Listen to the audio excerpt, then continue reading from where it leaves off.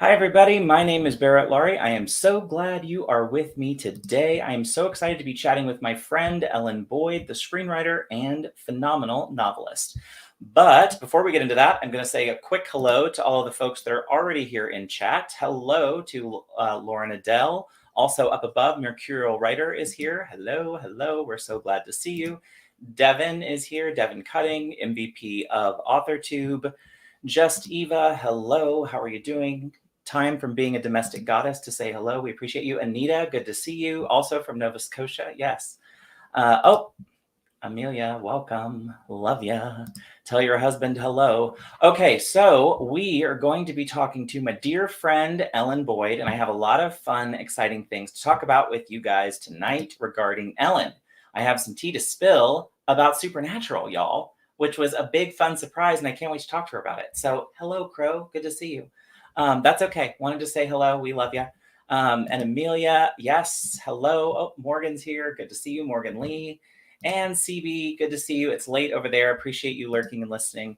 Alrighty, so I want to get into talking all about my friend Ellen Boyd. It is time to bring her in. But before we do, Ellen Boyd is an author, screenwriter from Halifax, Nova Scotia. In August 2007, she graduated from Vancouver Film School with a diploma from their Screenwriting for Film and Television program. During her time at VFS, she learned many things about character and structure, which carried over to help her immensely in her every avenue of her writing. Pride Be Damned was her first published novel, as well as the first book in her YA series, The Toby Garrison Chronicles. Ellen published Good Samaritan, the Toby Garrison Chronicles Book 2, on September 15th, 2018, and is currently working on Book 3. In terms of her screenwriting, Ellen has one feature script entitled Wayward Son, which is currently undergoing rewrites, 3 TV spec scripts, one for Supernatural, one for the new MacGyver reboot series, and another for Scorpion, as well as 2 produced student short films. Another short film, which she wrote, directed, produced herself, entitled The Defining Moment, is currently in post-production. And with that, let me welcome my dear friend, Ellen Boyd. Hi, Ellen. Hi. How are you? I'm good. I'm super nervous, but I'm good. No reason to be nervous. You're among friends. Colin Clark made it here somehow from his own stream, which just ended moments ago. And Adam Stevenson, hello. I'm behind on my emails, but I will get back to you. Yes, hello, Crow. And Lauren, Eva is saying to you, dang, that hot resume. It's true, though. That's quite a LinkedIn. Thanks. Yeah, I mean, it's a lot. So give us your channel intro for everybody as if like we're doing a collab together. Take it away. Tell everybody your pitch. Okay. My channel actually recently went under. My channel actually had some new renovations, so to speak, and I currently do most of my videos with my sister, who is also working on her first children's book. And we just kind of do booktube videos together. We talk about book adaptations into movies. And then I also do some AuthorTube videos where I alternate between author tags as well as tips on what not to do based on mistakes that I made. So, yeah. Love it. Love it. Well, that's how we met and fell in love, was through your videos. Yes. I love you. I love you. Want to say a quick hello to Chelsea, written in melanin. Good to see you. And of course, Jenna O'Malley. Good to see you as well. You've got a lot of friends here tonight, Ellen. A lot of people love you. So we're going to get to talking about, oh, hang on, friends. My banner's being really slow. Come on, you can do it. StreamYard. Boom. No, it can't. Okay. We're just not going to try it. We'll just go back to comments. Okay. We had a banner to talk to our guest about some of the behind the scenes fun stuff I chatted about with her sister on background. Mm-hmm. But before we do that, I want to ask you real quick about your fur baby. Can you tell us a little bit about the man in your life? This is not him. This is Shelly. My fur baby is actually camera shy. I asked him to come up. He hasn't come up yet. I'm hoping he might, come up for food. I'm luring him with food back there. His name is Tucker. He's a Maine Coon, so he's like a little over 20 pounds, and a lot of that is fur. But yeah, he's my baby boy. I'm trying to get a picture up here for you to. Yeah, it's not letting me clear. That's okay. Don't worry. Don't worry. I did some background research with your sister. As you know, you were very brave. to give me her email address and Oh let yeah, me that reach out to her and thinking. say, oh, Michelle, who I also love, who does videos with you. But Yes. I reached out and said, hey, I want to do a little background. So she had a few stories to share with me, and I want to share them with you pretty close to how they were shared with me and just get your reaction to tell me a little bit about them. Just so you know, I had no idea what she shared except for the little hint you gave in the thumbnail or the Yes. Yes. Well, I gave you that one as a teaser. I figured. Michelle, tuck her up to see everyone. Oh, good. Baby. The star. Regina Duke. Hey, Regina. Good to see you. Love ya. Oh, look at that boy. That is a big boy. My baby. Oh, thanks, Michelle. I mean, yes, Jenna says, love the fluff. Yeah. Yes, all of it. All of it. That's the star. So I asked your sister a couple of questions, and one of the answers I loved was, Ellen has always been an entertainer. She loves to make people laugh. She would come home after having been out playing with her friends all day, and she would fill us in on her exploits. There was one day in particular about a visit that her friend Scott and she had with a local dog, and how the dog would react to them raising or lowering their foot. So, oh my gosh. Tell me the story. Oh my goodness. Okay, so Scott, my best friend from childhood, one of my two best friends from back then, he and I hung out a lot, and there was this little, I think it was a beagle that lived just down the street from us, and we would go and take him for walks different times or pet him in his yard, and he'd get really excited and start humping our leg, and we discovered this by accident and then started doing it on purpose because it was so funny, but we just kind of lifted our foot a little bit, like tilted our toes up like this. Yes. Like humping here, and we lifted our toe. And he started going, I swear, 100 miles an hour humping. Oh my, okay. He just, so we would laugh so hard we'd have tears streaming down our cheeks. But oh, that's now killer. Kind of cruel maybe, but it was funny. Well, I loved that. The next bit was something I loved and is true of you and something that drew me to you, but it was that you were brave and determined. And a lot of people say that one day they will write a book or start a YouTube channel, but Ellen said it and did it. And it's not been easy, but she's stuck with it, and she's very proud of you, which she doesn't often say enough, which I thought was one of the sweetest things I'd read in I don't know how long. And I thought, I am going to tell her that because it almost made me cry reading it. I'm almost crying now. I wanted to write my sister and be like, why don't you write me this stuff? But I didn't. That's okay. Well, it's not about me. Okay. So then the last bit I loved, it was some tea spilled. So it says, she has an amazing ability to create with her words. And that is a wonderful gift. Just don't ask her to express herself in spoken word without some notice, because do the words crash and burn mean anything? Ask her about Eric Kripke, who, if people don't know, that's the producer, screenwriter of Supernatural. Mm-hmm. So do tell. Oh gosh, now I'm almost crying because I'm laughing so hard. Okay, so Eric Kripke, he was the reason I decided I wanted to be a screenwriter. He, I loved Supernatural with all my heart, and we went to see first. It was before the actual convention started. They were at the Paley TV festival thing, and we went to see him, and he and the cast were talking, and just him talking about screenwriting made me want to be a screenwriter. So I ended up going to film school. Like that year, actually, I applied to Vancouver Film School a couple months later, got in, started in August. And then the following February, I think it was, end of February, we went to the first Supernatural convention. And he was talking in a panel, and I went up all planned out. I knew what I was going to say. I went up to the mic and I said, you're the reason I became a screenwriter. And I asked whatever question. I can't remember what the question was. And then later on, we had met this couple of girls at the convention, and everyone was doing autographs. And I was there to network. So I didn't want to look like a fangirl. So we did photos with Jensen and Jared, but I didn't want to look like a fangirl to my idol screenwriter. So I was not going to get his autograph, and they kept talking me into it, like just convincing me. And I had this placemat of the Impala. So I thought, okay, I'll stand in line and I'll get his autograph. Only problem was I was so nervous standing in line, I didn't think to plan what I was going to say. So the lineup was really long. I had plenty of time, didn't think of it. And you're laughing already. And I get up to the head of the line, and I'm standing in front of the table, and he looks up at me, pen ready, placemat is on the table for him. He's all ready to, basically looking at me, what do you want me to write here?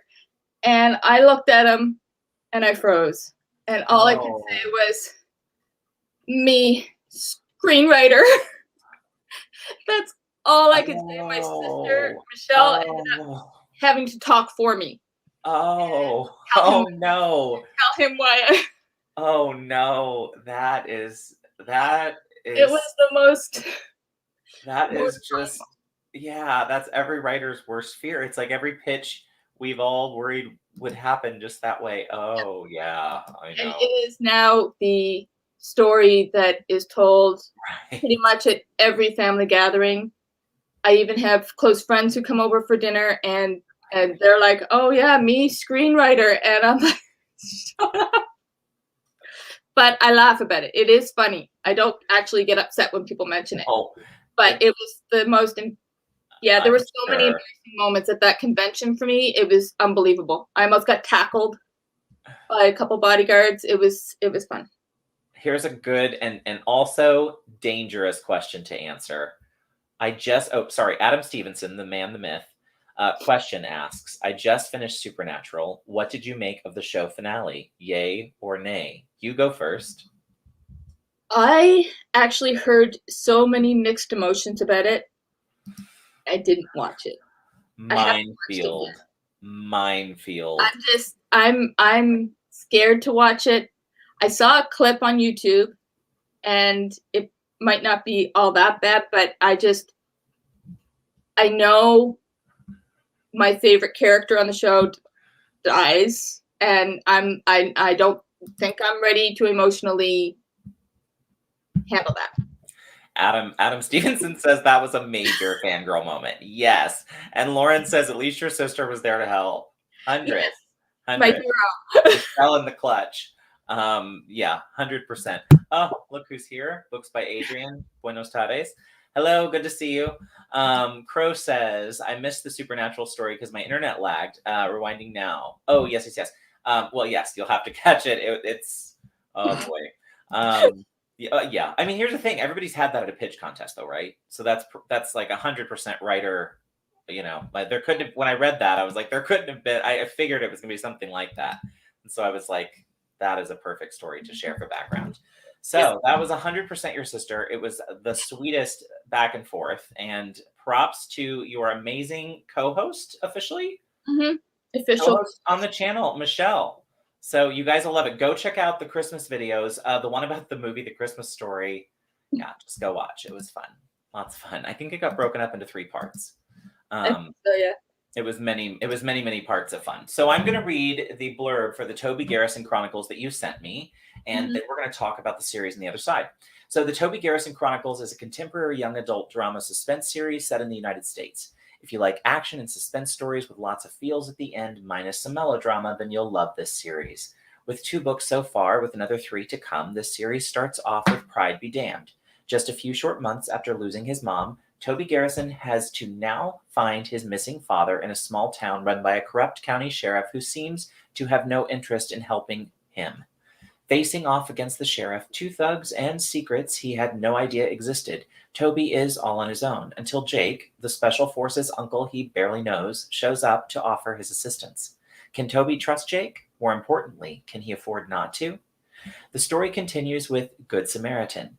Toby encounters a new relative he'd never met before, his cousin Asher Barlow. They get into their own kind of mischief, much to the chagrin of Asher's mom, Amy, and Asher provides backup when Toby becomes immersed in yet another dangerous adventure. There's the blurb. I eliminated some things that tripped me up when I tried to practice it earlier today. But other than those things, what did you think?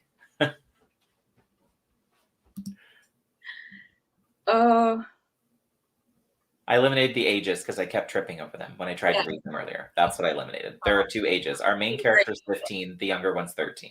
Yeah. So I kept tripping. I tried to make it shorter. It wasn't working. So I changed that. So tell us about the series. Where did the idea come from? it actually came from, I was taking a class with Screenwriting U, an online screenwriting university type deal. And we were brainstorming different log lines or different story ideas. And I came up with a similar story idea for a screenplay. And I started writing an outline for it and thought, well, you know what? If I'm writing an outline, I may as well write a short story. And the short story turned into a novella. And then my editor ended up saying, why don't you turn it into a novel? So yeah, that's how it happens. Yeah. Adam Stevenson says, I enjoyed that blurb. I'd read or watch that. Sounds right up my street. Well, Adam Stevenson, there is 2 links in the description box below where you can buy both right now. So you are welcome. I got you. Jenna and both Shannon are saying hello to folks, but I did want to say hello to Shannon because I didn't get to say hello when she snuck in on us. So let's talk a little bit about the hardest part about writing the series. What's been the toughest part? There's been a short break between book 2 and book 3. So what's the toughest part about a series? Is it just expectations? Toughest part is I have 5 books planned, and with the most recent book, the toughest part has been deciding which, the 3rd story or the 4th story, which one comes first. I've kind of shuffled between the 2 a couple of times, and I've finally settled on Security Breach being book 3 and Hero Complex being book 4. And then book 5, pretty sure I've settled on Blood Brothers for book 5. But yeah, that's been an issue, but also marketing. I know that's not the writing part of it, but marketing, I am horrible at selling my own work. I think that's lots of authors. I don't think you're alone. I think that's a very common refrain I hear right here on this channel, asking other authors this very question. Anita says, that's how I wrote my trilogy. It kept on growing. Yeah. Devin Cutting is a superstar and found the screenwriting class. Appreciate you, Devin, for the link. And author Lauren Adele has asked a question. What other authors inspired your writing? Anyone who watches my channel knows how much I love Dean Koontz. Yes, I mean, it's obvious. Yeah, I adore Dean Koontz. But there's also, from my childhood, there's Roald Dahl, C.S. Lewis, Beverly Cleary. Same, Ramona and Beezus. Yeah. And Ramona Quimby, Age 8 was yes. first books. And I've been trying to rebuild my collection because all my books from my childhood are back in Halifax. So I know I'll end up with doubles when I go back, but I've been trying to rebuild my collection, but I can't find that one book. There's other books that I'm sure I won't be able to find either, but for the Beverly Cleary, I was looking specifically for that and ended up getting all these other books by her, but not that one. But yeah. Ramona Quimby, Age 8. What? Oh my gosh! And Ramona Beezus, all those books I loved. Okay, sorry. So let's talk then a little bit about if someone has read Pride Be Damned, what would surprise them as they read Good Samaritan? What's something that will surprise them in the second book? That it's written better. It's my writing is on a curve. All of us. Pride Be Damned is sort of somewhat head hopping. It's not head hopping like in the same paragraph or whatever, but yeah, it switches POVs sometimes from paragraph to paragraph. But with Good Samaritan, it's each scene, the full scene is in one character POV, and I prefer it that way. I've been tempted a few times to go back and change Pride Be Damned, but I do love the story, and it has gotten some good reviews. So I think I'm going to leave it. But yeah, just the quality of the writing does improve in Good Samaritan, and I hope it'll continue improving as I publish books. I want to keep learning and improving. So what would you say is something that you would tell someone who is a newbie author getting started? You know, you're 2 books in, now working on your 3rd. What's your advice to someone just starting a series? Well, starting any book, I would say learn the rules for the genre and the category that you're writing for. For series, I would recommend nailing down key points that you want to overarch the entire series. Like Star Wars, for example, the overarching storyline, or one of the overarching storylines, is in the original trilogy is like Luke's father, who Luke's father is and how he gets through that. But there's got to be arcs in each individual book as well, going from beginning to end. It has to, yeah, there's different arcs. There's the arcs that go from beginning of the series to the end of the series, but then there's arcs for each book that also have to come to an end at the end of the book. So it's a lot more planning. And I didn't know, like Anita, I mean, first it was going to be a short story, then novella, then book. Right. And towards the end of the book that I decided to make it a series. Yeah. And now I am planning those other books out to work with Pride Be Damned. Shannon's, oh, sorry, go ahead. No, go ahead. No, I was just saying, Shannon agreed with you. Her second book, same thing, better than the first. So you're getting agreement from the other writers in the room of like, yes, been there, done that, feel that. Yeah. So tell me this, when you dreamed up Toby and the adventures that he would face, we've talked a little bit behind the scenes about how you wanted it to be a little cleaner. There was some things you weren't going to put on the page. So how have you felt about the story as far as, has that limited anything for you? Or do you think you'd tell other authors, don't let that scare you off from writing the story you want to tell? Well, I don't think anything should scare someone off from writing the story they want to tell. For me, the stories that I'm telling are the stories that I read. So it's just another version of write what you know. The other types of stories, I mean, I've read them, and I've read some in the past, like romances and things like that, but it's not what I thanks. It's not particularly it's not a favorite genre for me, or there are some genres that I don't write, like romance or erotica, or even, I would never write a straight on drama. I have to have, it's like what I love to read and watch. There has to be some action, some suspense, some dry humor, things like that, and that's what I write. Yeah. But if somebody wants to write romance or wants to write other genres, I would say write what's in your heart, write what you want to write. Don't let anything else scare you away from it. Lauren agrees with you and says writing a trilogy could be challenging, but you def improve with each book. Agree, Lauren Adele, agree. So let me ask you this. What would you say is your goal for the Chronicles? What do you want to see happen when you get to book 5? Sales. It's not a high bar right now. That's another thing. When you're writing a series, be ready to market with the first book. Like, market it, because I knew nothing, absolutely nothing about marketing. The first book was originally traditionally published by a publishing company in the UK. Yeah. And the only reason book 2 wasn't was because they switched their, I guess, business format. So they're now, is it hybrid publisher, where you pay them to publish your book? And I couldn't afford that. Yeah. So I decided to self-publish, and they gave me back the rights for the first book.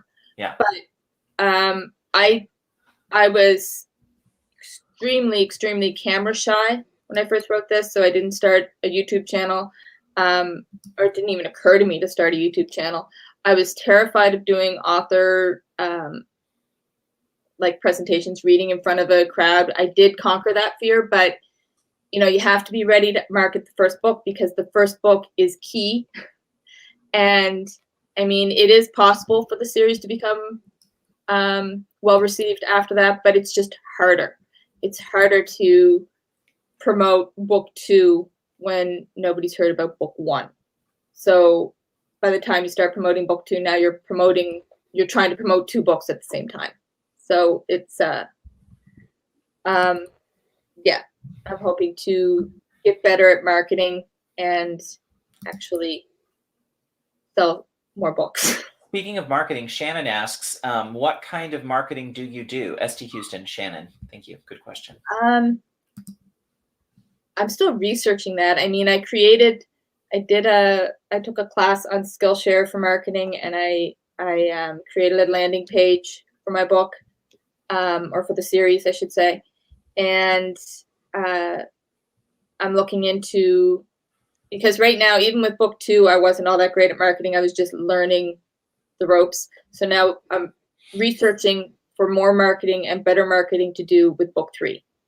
So Great. and actually I have Shannon's videos on my watch list for her, the marketing that she's done, so that I can try and Mimic. possibly follow in her footsteps and do a bit better at that for book 3. And Shannon's wonderful, and probably even would be open to you reaching out to her if you had any specific questions. And I've been known to connect emails if people ask me to, with consent, of course. Adam Stevenson, one of my near and dears, asks, "You're right. I have never written romance before, yet my work in progress, which will be my debut novel, is in romance. Write when you can't stop writing about." Yes. Absolutely. Yes. Whatever's in your heart, write it. Oh, Devin, you're amazing. Thank you so much. Devin dropped the link for Ellen's Amazon. Thank you, Devin. So it's in the chat as well. Each book is in the description box if you are looking for a specific in the set. And saying hello to one another. So let me ask you one more question before we scooch on from this topic to screenwriting, and you do a little reading for us. Where can viewers purchase the Toby Garrison Chronicles other than the links in the box? Are you wide? Where else can folks find you? It's mostly Amazon right now. I did have them available on other networks for a while, but then I did the Amazon, the KDP for a little while, and KDP Select, and I haven't gone back to those other online platforms just yet. There's been a lot going on, but you can also, my store is not up and running right now because it was getting too pricey it was getting too expensive to keep the store up and running, but I am going to be getting it up and running again, hopefully this month. And the first book, Pride Be Damned, is the ebook is free when you join my newsletter. Newsletter is monthly at best, so it's not like you're going to get inundated with a whole bunch of emails. I'm trying to get better at doing that more regularly, but with YouTube and writing book 3, it's a lot. Yeah. And Skillshare, it's a lot. Yeah, you got a lot, which we'll mention the Skillshare in just a bit. So let me do this. Let me turn it over to you and let you do a reading. Are you ready to do a little reading for a little taster for everybody of the book? Yes. All right. I'm just going to set it up first, though, if that's okay. Please, it's your, go for it. You've got your time. Yeah. It's like the inciting incident. So basically, Toby has already been run off the road by the local sheriff when he was trying to leave town. And his dad is on some kind of secret mission that Toby doesn't know about and ends up getting followed home. And so this is the repercussions after he gets followed home. Okay. So Theo and Nate are the two antagonists. Theo threw his door open and slipped out from behind the steering wheel. He motioned impatiently for Nate to join him, shaking his head at his old friend's hesitance. Sometimes he wondered how they had ever become friends in the first place. A moment later, Nate stood with him at the front of the large truck. He probably stashed the file somewhere, Nate pointed out. Shouldn't we wait until he leads us to where he hid it? With a flick of the wrist, Theo tossed his lit cigarette onto the snow-covered gravel at his feet. Why? So he can add more to it in the interim? So he can add more to it in the interim. Theo glared in response, causing Nate to take a hasty step back, hands raised in supplication. We need to take care of this now, Theo growled. As he took a step towards the porch steps, Nate reached out and grabbed him by the elbow. It took every ounce of willpower Theo had not to turn around and club the guy upside the head. What if he's still armed? Nate asked apprehensively, still unable to believe that he'd let Theo just leave Edgar back there to die. This whole thing was getting much, much bigger than Nate had ever anticipated. Rolling his eyes, Theo took the Beretta out from beneath his waistband at the small of his back and held it up for Nate to see. That's why we have guns, dummy, he told him. Where's yours? Nate's eyebrows climbed to his hairline. Sighing and rolling his eyes for what seemed like the millionth time that day, Theo said, "We're not going to actually shoot him. We're just going to scare him." Nate wasn't thrilled about it, but he returned to the passenger side of the vehicle and reached in to retrieve his Glock from the glove compartment. "I don't like this man," he grumbled as they made their way to the front door. "Wow, color me surprised," Theo snarked back. "You don't have to like it, Nate. You just have to do as you're told." Gritting his teeth because he knew any further complaint would be met with painful repercussions, Nate followed Theo up the steps. He crouched down and pulled out his lock-picking tools. A moment later, the lock disengaged and Nate turned the doorknob. He started to ease the door open, only to be held back by Theo, who pulled him to his feet and pushed him aside. Theo raised his foot to kick the door in like he'd seen in the movies, never mind that it wasn't actually necessary. The guy seemed to be all about appearance sometimes. "It's already open," Nate hissed. "And what if he's waiting inside with a gun? You think if you stroll on in, he's not going to just shoot you like he shot Eddie?" Okay, that was a fair point. So Nate stood back and watched as his friend kicked in the already open door, the only sound being the loud thud as it slammed against the wall behind it. He peeked around the edge of the door frame. No one stood on the other side with a gun aimed and ready to fire at anyone who entered. Bonus.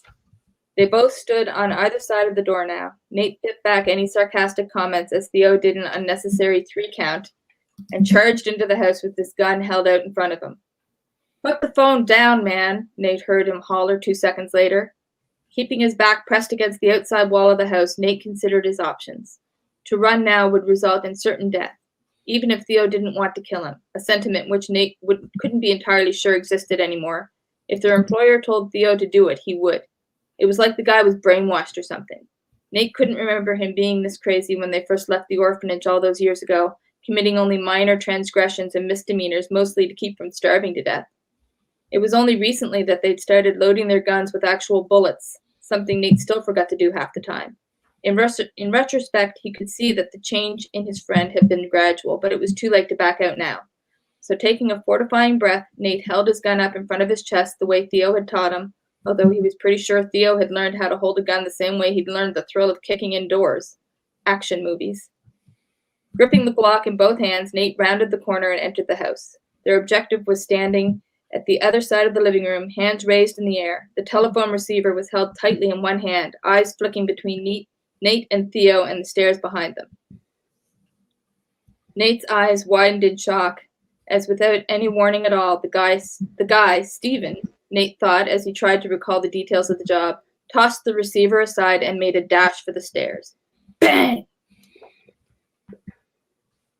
I don't know how long that was, so I wanted to stop there. That was great. The bang is like coming. Excellent job. Thank you for that. Thanks. Alrighty. Are you ready to move along to our next topic? Yes. Okay. We are talking about your time in screenwriting. So let me ask you this. Your time in film school, what do you think that background has done for you as far as your writing novels? Like what knowledge that you gained in school have you been able to hone in as a novelist? Well, the main thing is I already had a good handle on structure from film school. It's not as strict with novels as it is with movies. Like when you're writing a screenplay, something has to pretty much happen on page 10 or 11 or on page 50 if it's a 100-page screenplay, or it's very precise. Formulaic. Page difference. But with novels, there's obviously more wiggle room for where each event, each plot point happens. But structure was a key thing. Character development, knowing that there has to be character development. And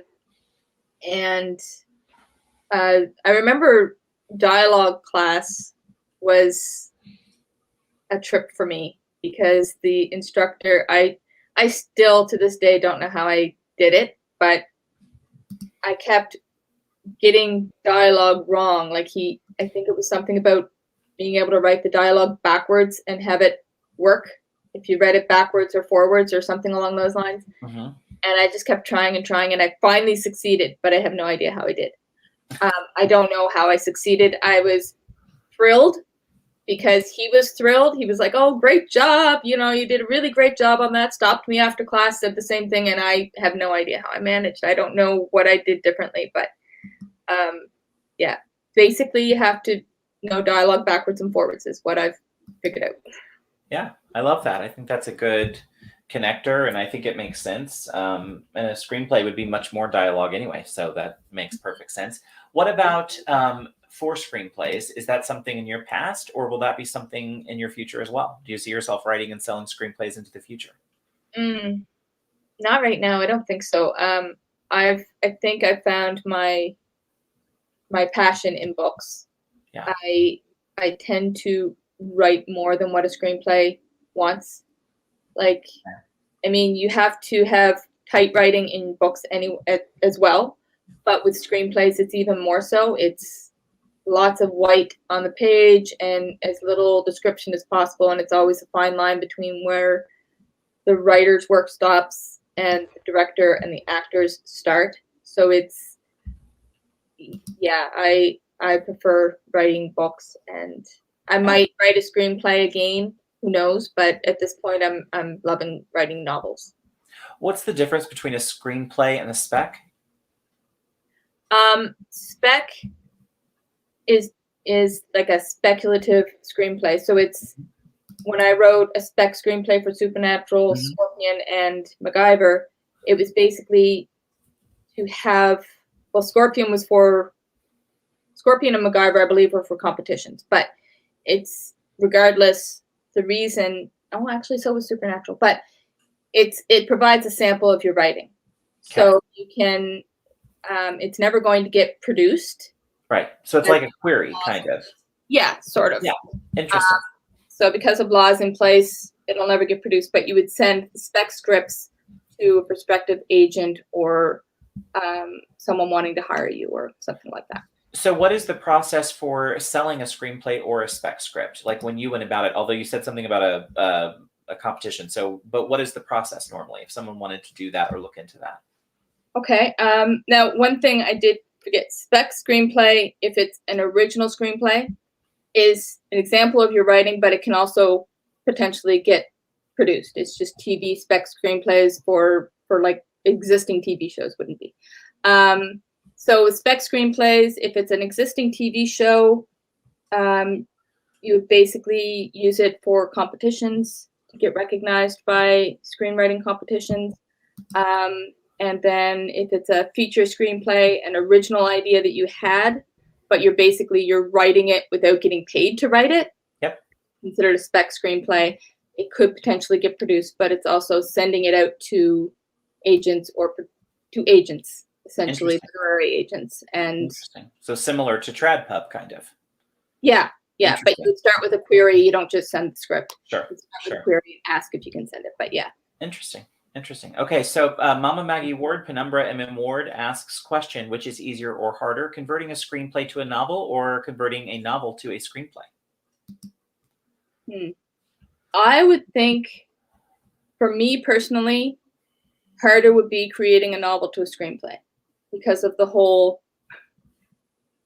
I write a lot of description and things like that. So novel to screenplay would mean I would be cutting a lot of stuff to make it into a movie. Yeah. And I think in general that's more difficult as well because of the fact that you're cutting scenes that could very well be favorite scenes of a lot of readers. Right.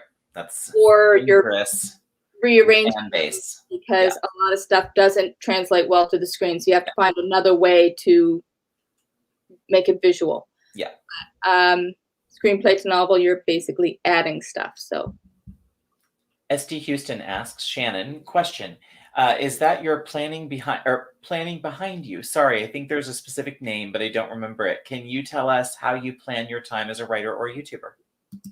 Yes, that's Shannon. Thank you. My Kanban board. I think that's what you mean. Kanban board. I learned it from Sarah Cannon, who I love her channel for organizing and stuff. I actually haven't gotten around to changing it yet for the new year, but I basically go 90 days. I figure out my goals for the 90 days and break it down into tasks and Yeah. then even into bite-sized tasks. So for NaNoWriMo, for instance, I had it broken down into 1,000 words up to 60 or 50,000 words.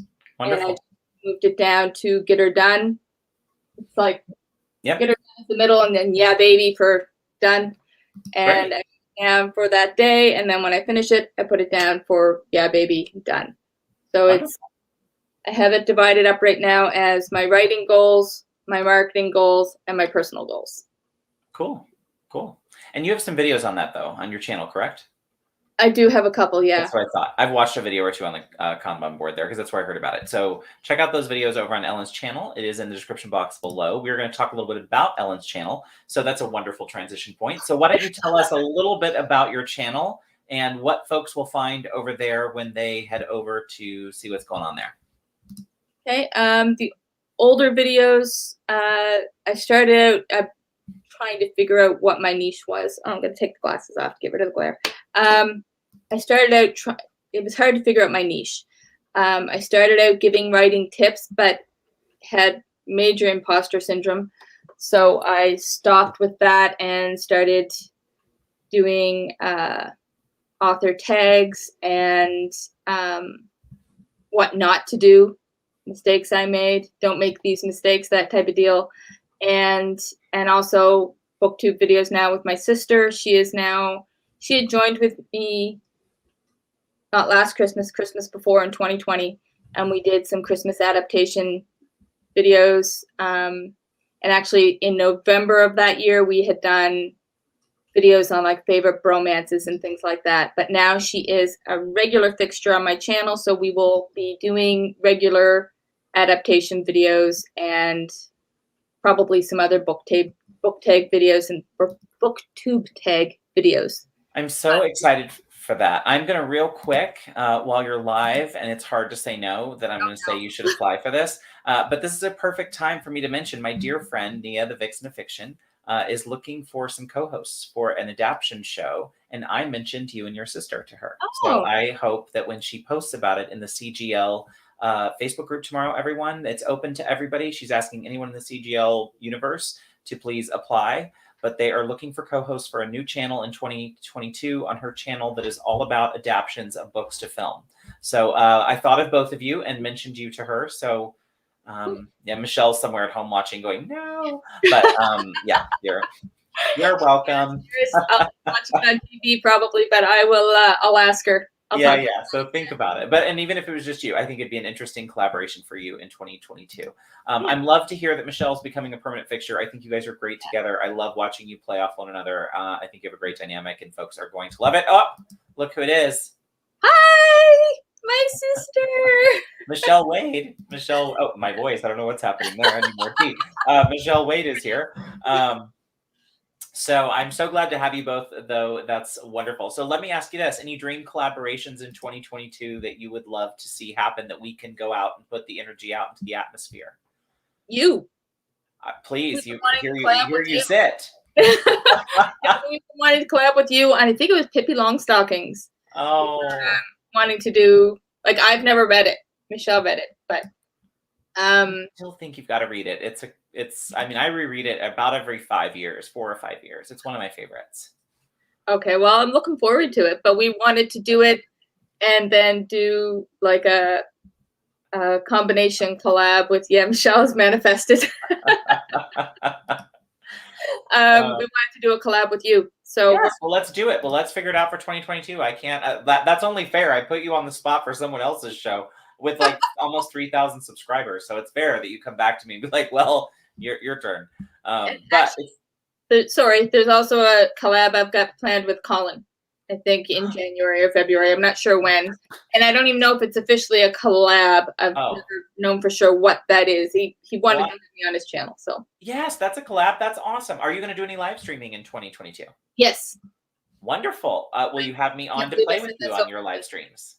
What's that? Will you have me on to play with you on your live streams? Absolutely. Yes, I love to hear it. Okay. Well, listen, we're working right through our outline, and it is time for a little bit of game time. Okay. So what's going to happen, Ellen, is I have emailed you a document, and I have started a story. I wrote Act 1. I went out and found an AuthorTuber and asked them to write Act 2. And then you are going to leave us for about 10 minutes, and we are going to play Ask Me Anything with our audience. We're going to have a little Q&A with me and them while you read and write. And when you're finished, just let me know in private chat, and I will bring you right back into the stream, and we will read our story. And you will try to guess your AuthorTuber. Are you ready? Alrighty. Yep. Okay. I will see you in a sec. Oh, and just write directly into the body of the reply. You know what I mean? Like reply to my email, just so it's all there. It just makes it easier. Okay. Sounds good. Thank you. See you in a bit. Alrighty. So, friends, let me get back to the chat. Oh, it is officially a collab for Ellen. That is good to know. And I so love Pippi Longstocking, 100% for that. They have talked about it in some of their videos, so check it out. But I would love to do a collab with them on that specifically because obsessed. And I kind of then want to talk about the movie adaptation because I have some feelings because I watched as a child and loved it, and then I rewatched it as an adult and I was slightly disturbed. So it's just there's a lot to unpack there. Okay, so Colin says my favorite game. Yes, so folks, this is the beautiful moment where Ellen goes and writes our fun flash fiction. It's sort of like passing. Oh, I am too. I'm glad you're loving them. Because anybody who's going to be coming on with me, this is sort of what we're going to be doing with our time. Yes, you are on this side, SD Houston. Thank you. Just played a drawing game of blind contour and think I might try to squeeze it into the next weekend's games. That sounds like fun. Margaret, tell us more. So does anybody in chat have any questions for me? Because I really didn't have anything planned for our 8 minutes here, except for me chatting with you all. I am excited to see if my clues for Ellen will throw her off enough for who our mystery writer is. And all of you are, of course, welcome to guess as to who you think I might have tapped to come in and be our mystery ghostwriter. Oh, goodness. I am telling you, this has been a lot of fun working on the little games behind the scenes. Somehow, the other thing I wanted to try, I wish Margaret could talk me through how to do the game show thing that she did the other day, where she was able to choose a winner from the comments section. So Margaret, if you can talk me through that, I'm here for it. Wait. Oh, Colin Clark. Interesting. Interesting. You really thought I went through the Brat Pack, just went through the directory, huh? No, it's not Colin Clark. Although I love me some Colin Clark. It was not Colin Clark. How is everyone doing on their work in progresses? I am actually doing well in mine, Maggie, and going to work on it all weekend long for the first time in a month or so because of other stuff. So yes, I'm here for it. You open StreamYard giveaway and share that screen. Wait,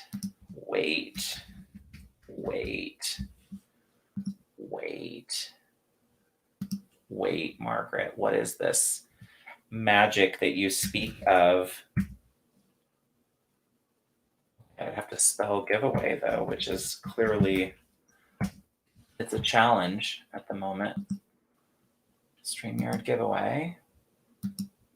Okay, we're doing it. We're seeing what it's doing. Okay, maybe I'll just practice this StreamYard giveaway and see. Okay, I'm saving this, Adam. I see you have a question. I saved it. And I'm just saving a few of these that look like something we're going to come back to because I'm going to share this screen and we're going to see if I can do this giveaway situation. So share screen, Chrome tab, giveaway tool, share. Wait, I have to do a bunch of things. Oh, Margaret, it's not that simple. Okay, never mind. Margaret, I should have asked more questions. Never mind. Not as simple as I had hoped. Okay, that's okay. We're going to come back to Adam's question, which was Labyrinth sequel, are you in or out? 100% in. Don't know why it took so long. Okay, Mercurial Writer. I'm struggling, but just picked up the Save the Cat Writes a Novel. I'm hoping it'll help me. I like it. Let's see what other people in the chat feel. I know it's like the thing on AuthorTube. I think it's meh. I think it's okay. I think it's very helpful for certain genres. I think there are some other genres that have some better books out there, but that's just maybe a my opinion thing. So like I'd say if you're writing romance, Romancing the Beat is a really great one if you're looking for the beat sheets. But that's just, I don't know. That's totally my opinion. I don't even write romance, but if I were attempting it, that would be how. The Magic Factor, I definitely missed some things. On that screen, you select stream you're in. Okay, it got too hard, Margaret. It was too much. You know how stressed I get with technology. It's too much. Is Margaret saying waiting? I cannot with you right now. Margaret Pinard. Margaret Beth Ann Pinard. How dareth thee? Welcome, Charlie. Good to see you. Never read a self-help novel before. That's fascinating.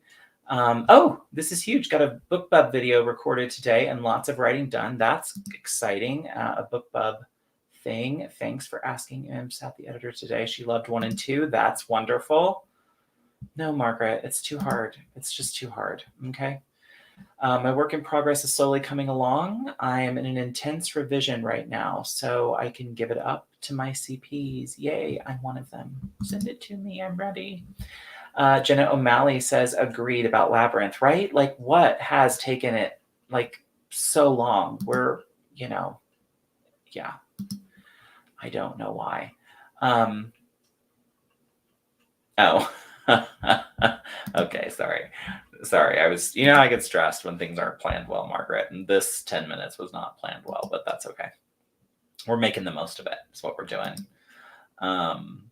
STC's okay, but tends to steer stories into set patterns, so I didn't like it too much. Interesting. Quick live to test out the giveaway function. I know I do. I know. I kind of thought I would just try it because I was already here in live, but then it was more difficult than I thought.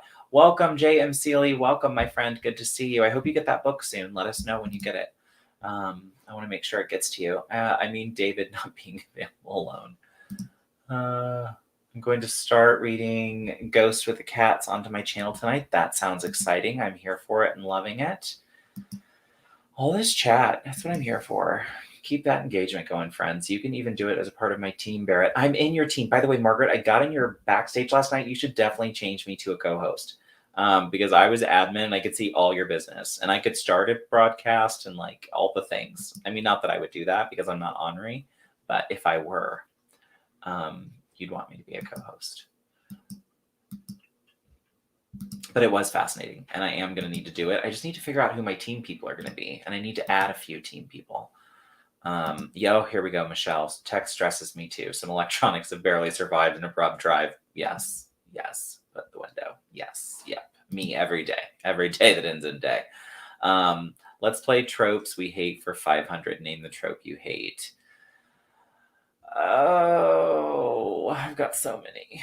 Adam Stevenson, here we go. Can I ask you a StreamYard? Can I use StreamYard hard to use? No, it is not hard to use. It's really, really simple, actually, and super user-friendly. And tonight is my first time streaming across Twitter and Facebook, which was just ridiculously simple. I think the downside to StreamYard is how slow the chat is compared to what you all are seeing to what I'm seeing. And that is a big disadvantage. So, I know. I mean, my mom and sister and my husband would tell you something different, but yes.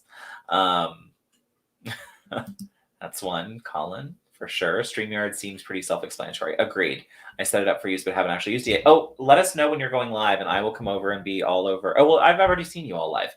You all must use something else. SLOBS, were you using SLOBS or something and then switched maybe? That was a whole thing a few weeks ago. It blew up everywhere. I couldn't even believe it. Here we go. I'm seeing fun things. Least favorite trope. Unresolved, unneeded trauma. Ooh. Yeah.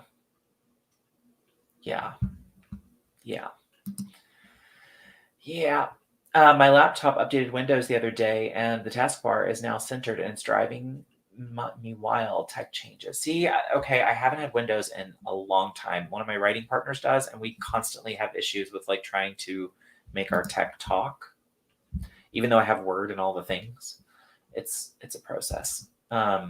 Tropes we hate for 300. Which trope would you only write for pay? It's a genre. Western? And it would need to be a lot of pay because I don't know what the story would be. Tropes we hate for 200. What trope would you force your rival to write? Oh, this is fun. What would I want my rival to write? Oh, I would want it to be some sort of like niche romance, like a really, like something very niche, like Baker romance in winter, so that they only have 1/4 for sales because I'm evil like that. Okay, Margaret Pinard, note, if anyone wants to try out StreamYard on the DL, I love training, helping newbies in a safe, supportive environment. Well, here I am, Margaret. Come, I'll give you my safe word, banana. Come hop backstage and teach me things. Jenna O'Malley, damn window gremlins making. I know. The Windows gremlins, true. Mercurial, you can change that. Oh, really? Okay. I'm learning all the things. What trope would you kill the creator of? I would have to know the creator of the tropes, which I'm not sure that I do, honestly. Oh, wow, Jenna, this is a mood. I didn't even point it right because I'm on screen by myself, which I'm not used to. Jenna O'Malley says rival self-help.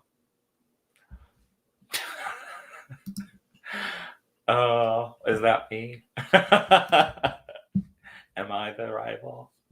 Because that would be mean. That's funny. Trope I hate is that the MacGuffin also has to be destroyed or lost by story's end. Oh, wow, you guys are really talking it out. I would love to do that. Me too. Sign me up for this, Margaret. I'm not even kidding. You see, my struggle is real. Enemies to lovers reverse harem romance. I'm okay with it. And here's my thing. Enemies to lovers is one of those that's done so often. It's got to be like just right in order for me to like, that's what the MacGuffins. I just got it. Thank you. I'm with you now, friends. Welcome. We're all here together. Yeah. Baker romance niche. I'm telling you. Oh, me either. 100%. 150%. So many days I'm like, it's dark here. Which is why I write flash fiction, to get that out so that I don't do a murder on someone in my building. So, okay, I need to check our time. I feel like, has Ellen gone over? No, she's still got a minute left. Wow, this feels very long, flying solo without a parachute. Okay, it would be so easy to put that offer up as a community post if I had 500 subs. Almost there. 30 to go. People, start going and subscribing to Margaret. How did we not get you to 30 already, Margaret? This is the goal of next weekend. Every single stream you're on, this is what we're talking about. 500 subs. Yes. Yes, we can. Yes, we can. Yes. Love triangles. Is it just me? Can't stand them. Oh, yeah, no, especially in YA. Oof, please, I'm over that.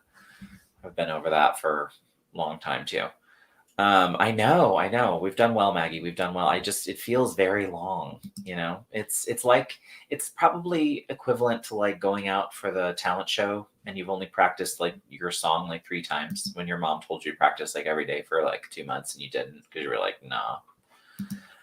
I don't know, maybe it was just me. I don't like love. Yeah, no, same. Love octagons. Well, now that I'm here for. Well, in this economy, it's what it takes to buy a house.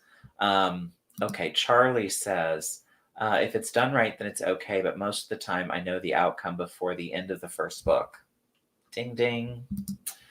All of that. Maybe the writing retreat will help. Maybe. That's my hope. We're going to get her to 500. It's my mission. I hate love triangles. Yay, my new horror novellas have love triangles. Because Anita's going to kill them. So, and I'm okay with that. I like it. I believe everybody's story should be told. Oh, you guys are... Although for them, it's the middle of the night. So at this point, we're getting them when they're delirious from sleep. Never been in a love triangle so hard to judge. Or is that the point? Well, triangles are very pointy. Oh! I didn't see the private chat note. Sorry. Welcome back. Oh, you're still muted. I knew that was going to happen as soon as I hit mute. Yeah, that's fine. I just posted 2 seconds ago that I was done. So Perfect. Okay, and did you email it back to me? I believe I did. Let me double check. Okay, I am opening my email, and we are opening the story. Hello again. Welcome back. So before we read it, do you have any idea, based on reading the story, who it might be? Forgot about that. Hold on 1 second. Let me just...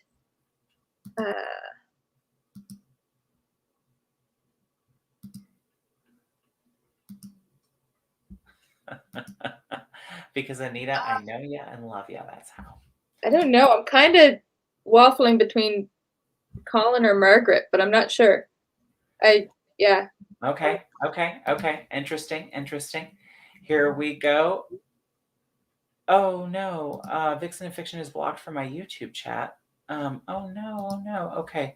I don't know why. Let me figure that out, Nia, and I will get back to you. Sorry. I don't know what I did. I obviously did something. Okay, let me real quick read your fiction. Here we go. All right, the story starts with Milo sat watching his incompetent, bumbling roommate bounce around the apartment like a ping pong ball, anxiously picking things up and tidying in general. It was noticeable because of what a slob she usually is. His roommate had just returned from a trip. Apparently, this idiot thinks going to the beach in January is groundbreaking. This would be added to the long list of reasons he thought his roommate was barely worth saving once Milo began to implement his plan for world domination. He had spent many nights plotting his takeover of the planet. After all, one can't be stingy on the planning side of a coup. Milo had worked out everything but the food. Although he knew he could hunt for food, if necessary, he was not a natural outdoorsman. In fact, one might go so far as to say Milo is fairly cosmopolitan and not a big fan of nature. The fix for the food problem was to wait to begin the plan until the roommate had gone to Costco again. She always gets the food there, and that also meant there would be an abundance for the siege. A win for his limited hunting skills and for the battle ahead. He had also gone back and forth about how to subdue the roommate. He knew that he could either encourage her to drink the juice out of the glass bottle that makes her send texts to people she regrets the next day, or he could try to use his mind control that she called his cute little face. Milo only allowed her to live after calling him cute because he needed her to open the can of food, but if not for that, she would be short for this world. All right, Milo, I'm off to the vet to pick up your new sister, the roommate said. A sister? When has that ever solved anything? Part 2. Will the incompetent bumblings of this roommate never cease? Wasn't the attempt at a 3-drawer litter box enough? Or the free-range furry morsel delivered in the practically impossible to open see-through packaging? If it wasn't for his superior intelligence, sheer determination, and the precarious placement of the package on the table, he would never have gotten to the detectable morsel inside. It was well worth the heartburn. What did she mean by sister? Could this be another of his kind? Would she be friend or foe? Reinforcements, perhaps? This would take some thought and more planning. First, he must retire to the throne of recreation and solitude at the glass portal. Watching the peasants go about their meatless, mundane lives, oblivious to their impending doom, often inspired him. Milo was abruptly brought out of sweet slumber by his roommate's return. Curse this throne of recreation. It lulled him to sleep once again. It was both a blessing and a curse, but at least from this vantage point, he had the advantage of the high ground. He could scope out this so-called sister, this unwelcome visitor, what is this? Another bumbling roommate zigzagging about the apartment with its nose to the floor. Who breathes like that with their mouth open and tongue lolling side to side? Is it drooling? Ooh, a puddle is forming. Where did she find this Neanderthal? Was she on this plan? Could this buffoon of a creature be meant to distract him or interfere in some way? No, he was too careful. She would never suspect her fur baby. This may work to his advantage, but how? What's this I see? I think I can make this work. They'll never see it coming. Meow. Ha ha. This is the beginning of the end. Part 3. Over at the other side of the room was a red, white, and blue ball. Seeing as domination would be starting with the United States, this seemed not only thematic, but meant to be. He would call it the feline Death Star. That had a really nice ring to it. Eat your heart out, Vader. You got more than Ewoks to deal with this time. Wait, what was happening? His so-called sister had shot across the room and grabbed the ball up into her mouth. She was getting drool all over it. No! Get your mangy teeth out of my weapon of mass destruction. I had to get my Death Star away from her, but how? I ran up to her and gave her my loudest, meanest, cruelest, growling mule and followed it up with a menacing hiss. I always worked on my roommate, so I had no doubt it would work on my sister. Ha! Take that, drool queen. What are you doing? No, stop! Get away from me! I walloped her upside the head, but she just came at me again. Ew! Now my face is all wet. I bathed myself. Thank you very much. Blah. Stop. Oh, wait. That feels kind of nice. A little bit more behind the ear, please. My plans were changing by the second. Just imagine what kind of world domination I could achieve, flooding the planet with drool. What? Oh, sorry, Shannon. I left you up there. I didn't mean to. What a fun story. How about it, Ellen? So, okay, we're getting some guesses, and I'm going to start throwing them up on the screen. So, Ellen, your first guess, did you want a clue with it, or did you just want to throw it out there who you think it might? You threw out 2 names. Do you want to burn one of them for this? I'll take a hint. You'll take a hint. You have done a collaboration with them. Okay, Margaret. No. I'm sticking with Margaret. No. Was it my sister? It was. Was it really? It was. I didn't even imagine her in the running. I didn't think she would have had time to do that. Awesome. Great job. It was Michelle. Great job, Michelle. Mad props. Awesome. Michelle is a secret agent superstar. I was reading that thinking, this is really cool. Your part too, but I have to say, you told me that you came up with the prompt for me, and you were talking about like this messy roommate. I'm like, what is he trying to say? No, not quite that much like for you, but like, yes. I caught on that it was a cat, and I'm like, now it all makes sense. Yes. Oh, there she is. Look. Nice job, Michelle. It was a bit of a gangster move. Thank you. We're trying out our surprises here on my shows, a la, we'll do paternity tests sometime later in 2022. Lots of exciting things coming to the show, friends. Okay, that was more fun than I could have possibly imagined. You guys took that to places. I loved it.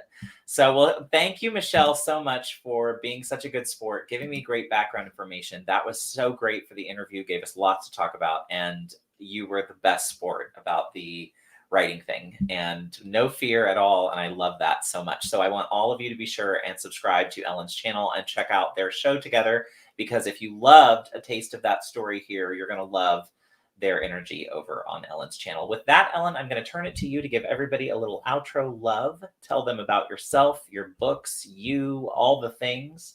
And we're going to say goodnight to all the peoples. All right. Well, thank you so much for joining me in this interview. I was terrified, but I had a blast. And I'm really enjoying my adventure through AuthorTube. All of you guys are so awesome and kind and loving. And okay, now I'm tearing up, so I'm going to shut up about that. Yeah, my books, Toby Garrison Chronicles, like I said, they get better as they go. But I do, even though the writing style for Pride Be Damned is not what I prefer now, I do love the story. And I love Good Samaritan. The characters in Good Samaritan, the new characters, I fell in love with, and I can't wait to finish book 3. And also subscribe down below to my newsletter, and you will get a digital copy of Pride Be Damned. Wonderful, wonderful. I love that. So that's a great one, everybody. With the newsletter, you get a freebie, the first book. So get down there and get in there and get that freebie.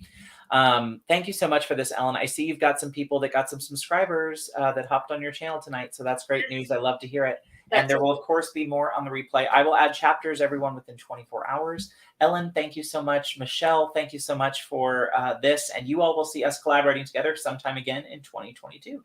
So I hope everyone stays healthy and well. And with that, we'll see you soon.